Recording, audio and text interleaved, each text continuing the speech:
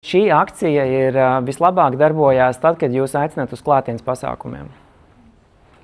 Uz klātienes lekcijām, uz klātienes semināriem, jo redziet, te ir diezgan svarīgs psiholoģiskais apstākļus. Jūsu klients būs daudz labticīgāks un daudz pozitīvāk noskaņots kļūt par jūsu potenciālo klientu, kā maksātspēju klientu, ja viņš uzkavēsies ar jums pēc iespējas ilgāku laiku. Tas nozīmē, ka mūsu galvenais mērķis ir uzaicināt vai iegūt maksimāli daudz cilvēkus lekcijā. Un, ja tie cilvēki iegūs vērtību lekcijas laikā, tad visticamāk viņi piekritīs arī piedāvājumu, kuram būtu jāizskan arī lekcijā. Pārastais procents konversijām, ko es klausos ārzemēs, ka tā es lielos seminārus un lielās lekcijas ir apmēram 20% no klātesošajiem konvertējās. Mūsu runas skolas lekcijā Bellevue hotelī pirms mēneša, kas notika, mums konvertējās 10 cilvēki. Ja? 10 bija? Jā. 10 cilvēki lekcijas laikā piekrita šim te piedāvājumam, ko mēs izteicām, lai kļūtu par abonentiem. Un tie bija draugi, tas bija piedāvājums draugiem tikai. Tas bija piedāvājums draugiem. Mums piedalījās lekcijās 140 cilvēki, no kuriem 70 bija draugi, 70 bija abonenti. Ja? Un tad no 70 cilvēkiem 10 kļuva par abonentiem. Nu, Hitrēts ir 20%. Jā, hitrēts ir 20 apmēram vidējais, ja, kas skaitās tā kā diezgan labi. Un mums bija kaut kādi sanāk 15, ja mēs rēķinām tikai tos draugus.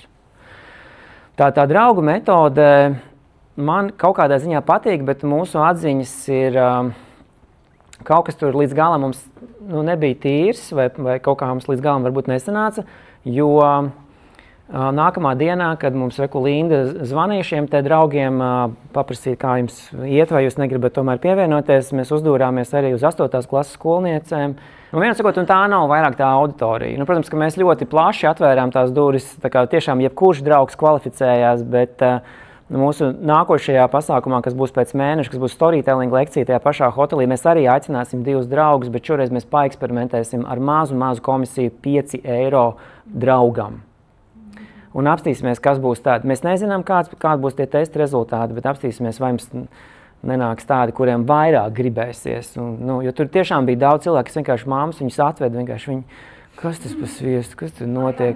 Tā kā mēs dabūjām salīdzinoši pilnu zāli, kas ir forši, konversija gandrīz optimāli un ļoti forša no tās lekcijas. Ļoti liels pasākums, vēl no plusiem ir tas, ka mums ir brīnišķīgi video materiāli tālplānos, kad mums runas skolē pilnas lekcijas ir, un tie ir tie bonus un priekšrocības, kas ir svarīgas, tie visi svarīgi elementi. Kursu komplekti, par to jau mēs bišķiņi esam jau runājuši, mēģināt salikt kaut kādos komplektiņos, kaut kādos dabiskos, unikālos kombināciju veidojumos, kurus mums pašiem varbūt sanāks kaut kāds brīnums, un testējiet. Testēšana ir tā galvenā tāda forša laba biznesa būtība. Garantijas, ļoti forša lieta, Līgai arī garantija, Līga arī tikko runāja, tā ir mūsu garantija, kos podkāstiem. Es ilgi domāju, kā lai podkāstu ražošanai uztais garantiju, un tur ir arī kvantitatīvi kritēriji. Tad mēs varam garantēt, ka ir vismaz 6 minūtes vidējais skatījuma laiks būs, un to mēs varam statistiski pārbaudīt. Mēs riskējam ar šādu garantiju, bet zinot, ka mūsu vidējiem podkāstiem ir no 14 līdz 18 minūtes, tad mēs esam tā kā iekodējuši iekšā šo te rezervīti tajā garantijā. Tagad tāds ir mūsu piedāvājums. Mēs varam pāanalizēt, tas ir mūsu esošais šī gada Melnās piekdienas podkāstu producēšanas piedāvājums. Un mēs spiežam ne tikai uz epizodu ražošanu, bet mēs spiežam arī uz rīliem. Mēs vienmēr liekam kombinācijā ar īso formātu saražošanu. 9 rīli šajā gadījumā. Te jūs redzat arī, kā trešais variants mums ir, ka trešais punkts ir maksājums vienā daļā vai arī dalītais maksājums. Uzreiz ir 825 x 6 un scarcity efekts, kas ir tikai 10 brīvas vietas šajā ceturksnē, jo mums ir savu kapacitātes griezti. Mēs vienkārši nevaram saražot fiziski vairāk, tāpēc arī nav nekas melots un šis te piedāvājuma ierobežotība arī. Tādā veidā mēs būvējam piedāvājumu. no vairākiem elementiem. Un es ticu, ka tev tur vēl iespējas ir. Tev ne tikai garantija, tev tur var būt vēl. Bet ar citu man ir viens atklājums, tāds pozitīvs atklājums ir par ChatGPT izmantošanu oferu veidošanā. Priekš radošiem darbiem es neizmantoju nekad ChatGPT. Bet šajā konkrētā gadījumā man bija vismaz 3-4 lapas jau ar visādiem radošiem meklējumiem, kā to piedāvājumu uzbūvēt. Un kad tu iedod viņam tās 3-4 lapas jau ar kaut kādu pamatu, viņš baigi labs ir. Viņš ritīgi foršus, labus formulējumus spēja iedot. Un tādas lietas, kuras tu pats varbūt arī nenonāks. Un otrkārt es viņam saku, man vajag piedāvājums Hormozī stilā. Vai man vajag tur piedāvājums kaut kāda vēl cita rakstnieka valodā. Nevis literārā rakstnieka, bet tāds Gerijs Helberts ir 80. gados ļoti tāds slavens biznesa vēstuļu rakstītājs. Un tad es saku čatam, ka vajag Helberta stilā noformulēt. Un viņš to uzreiz iedod. Tā kā kaut kādas lietas ir arī no lakonisma viedokļa pateicoties arī ChatGPT pienesumam. Lūk. Jā, atlaides vispār, es jums iesaku ar atlaidēm nespēlēties, atlaides ir slikti, atlaides jūs griežās iekšā jūsu peļņā, visi cietīs, būs sāpes. Principā, ja jūs dzirdat atlaidi, tas nozīmē, ka būs sāpīgi. Sliktākais scenārijs ir uztaisīt atlaidi kā barteri, un kā jūs redzat arī tam, lai tas cilvēks kaut ko dara. Un kaut vai komentāru, kaut vai atsauksmi jums uztaisa. Un tas ir minimālā versija, ar kādu principā vajadzētu dot atlaides. Un Hormozī arī saka, viņiem prasa, mēs varam lētāk sarunāt, viņš saka, mēs varam dārgāk sarunāt. Tas ir viņa vienīgais arguments. Viņš nekad neiet atlaidēs. Vienkārši kā sarkanā līnija. Mēs varam dārgāk, mēs varam vairāk stundas piedāvāt, mēs varam piedāvāt vēl kaut kādu vēl papildus pakalpojumu. Mēs varam piedāvāt individuālo konsultāciju, mēs varam iedot to vērtības, to paku. Nekad peļņā negraužamies iekšā. Lūk.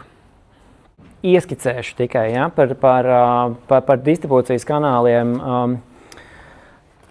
Distribūcijas kanāli šajā gadījumā ir kanāli, kā jūs liekat pasaulē pa sevi manīt. Un es esmu ļoti pateicīgs saviem konkurentiem, kuri nav aktīvi maksas reklāmās. Es tikai novēlu viņiem turpināt to pašu ceļu, jo es iešu maksas reklāmās. Man ļoti izdevīgi tas, ka viņiem ir kaut kādi rāmji vai ierobežojumi, ka viņi strādā pārstāv tikai ar organisko saturu.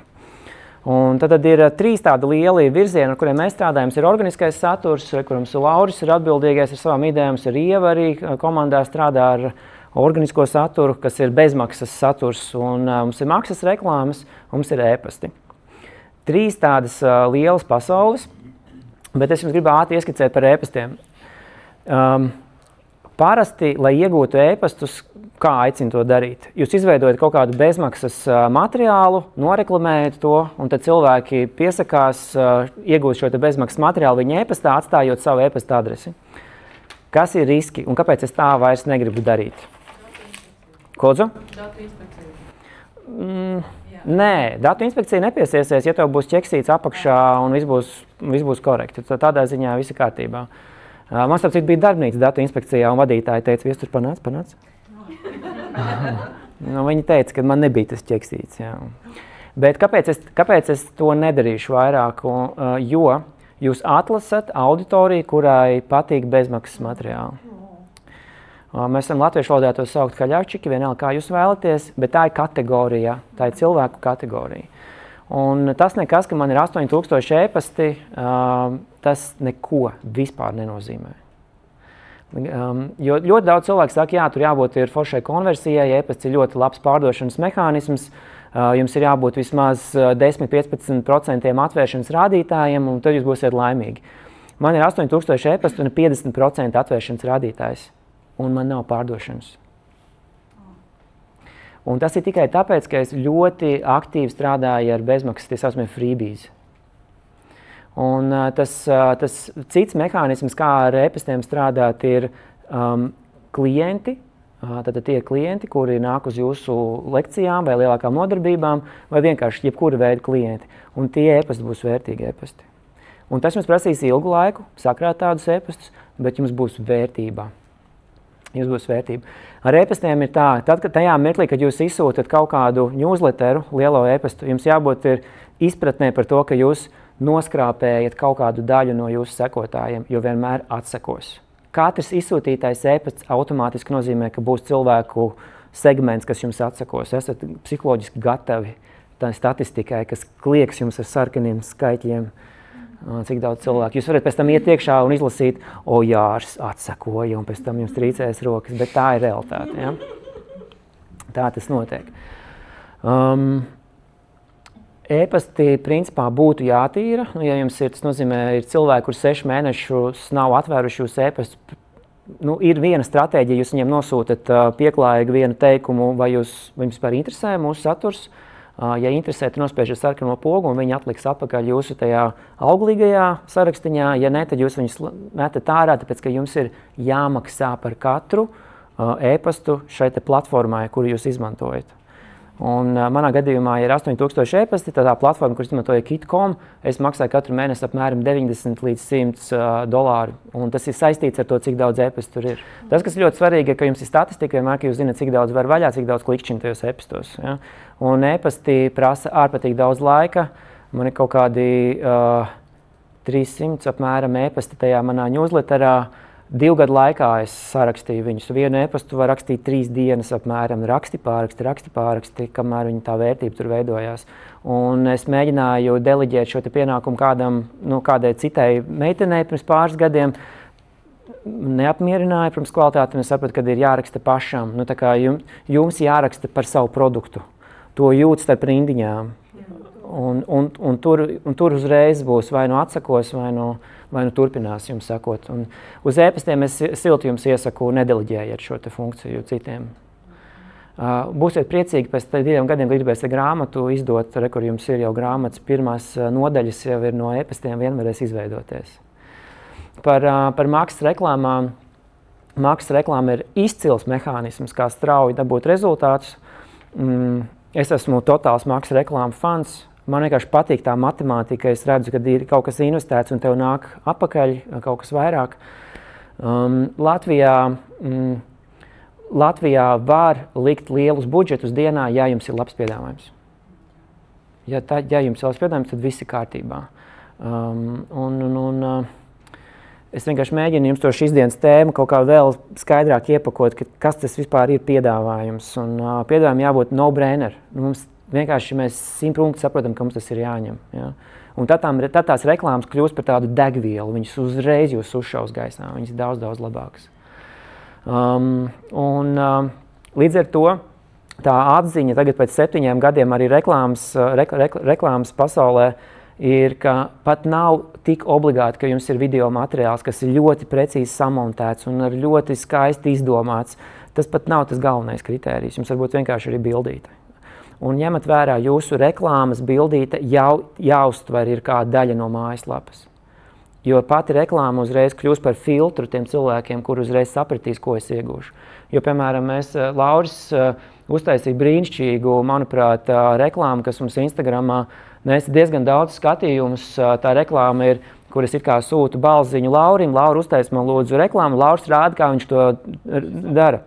Un tur tiešām bija ļoti daudz skatījumu. Es uzliku viņu kā maksas reklāmu, mums nav neviena pirkuma tam.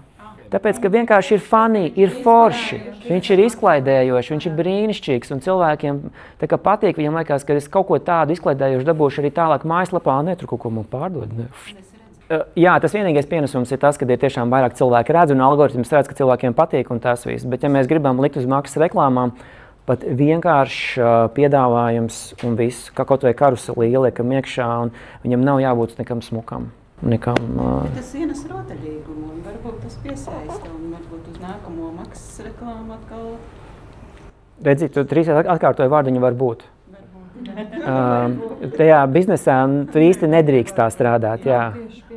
Tev ir jābūt diezgan skaidrai tai sistēmā. Ja tev ir sistēma, tad tu vari doties tālāk. Kā reklāma vienkārši kā rīlu. Jā, un kā rīls viņš tur bija ļoti foršs. Tad pie atpazīstamības, pie zīmola. Viss ir forši, bet ja mērķis ir maksas reklāma, tad mēs skatāmies parasti konversijas. Jā. Facebook reklāmas, meta reklāmas nav vecmodīga lieta, vēl joprojām strādā, pat Amerikā strādā, tur, kur ir ārprātīgi milzīgi izdevumi, izmaksas par šīm te reklāmām. Ja jums, Aleks Hormozī citāts, starp citu, viņš saka, jums nestrādā tās meta reklāmas, tas nozīmē, ka jūs vienkārši neesat atraduši īsto kombināciju. Tātad tam kreatīvam, tātad tam vizuālim, ko tu taisi, un tekstam, kas tev aicina sekot tur tālāk, tas CTA, call to action, ja? Tad tekstiņš, kas aicina tev iet tālāk, un mājaslapā. Mājaslapa tev attiecīgi arī tev nestrādā, vai piedāvājums tev tur nestrādā. Tev jābūt kaut kādiem 3 punktiem, kas izveido to savu sistēmu. Nav īstā kombinācija, jo reklāmas strādā. Viņas tiešām strādā. Un tā psiholoģiskā lieta, pa ko jūs tagad lasat man aiz muguras, man arī tā kā, es arī nesen atkārtoju priekš sevis to, ka katrs no mums dzīvojam burbulī. Es pats arī dzīvoju kaut kādā burbulī. Un visu laiku tie pretargumenti ir, ko tajā mūsu tirgū? Šeit jau nestrādā. Man jau ir rūpnīcas, ir mani klienti. Viņiem jau nevar reklamēt. Ar tādiem budžetiem jau Latvijā neko nevar izdarīt. Un ar tiem pretargumentiem mēs visu laiku tā kā ieskalojam sev, kad ir, es attaisnoju savu eksistenci tādā diezgan šaurā veidā. Un patiesībā tā realitāte tev piedāvā visu. Visas iespējas, visu, tikai ir jāatrod īstā kombinācija. Un tā, lai to viņi atrastu, ir jābūt zināšanām, pieredzei, testēšanai. Ir visu laiku jātestē, jāmēģina. Vai tas, ko tu aicini, vienkārši uzreiz vajag pirkumu tajā reklāmā, ja? Reklāmā jābūt tam offerim. 70% bija mana veiksmīgākā reklāma pa visiem gadiem. 70% atlaide. Es domāju, ka tu uzreiz var redzēt, ka tev ir pirkums pareizi. Jā, un tur viss. Un cilvēki saprot, tur ir runas skolas reklāma, 70% viņi jau ir ar mērķi, tā kā jau skaidrs. Un mājaslapā tev ir vienkārši jāuzbūvē tas piedāvājums tādā komplektiņā, precīzākā.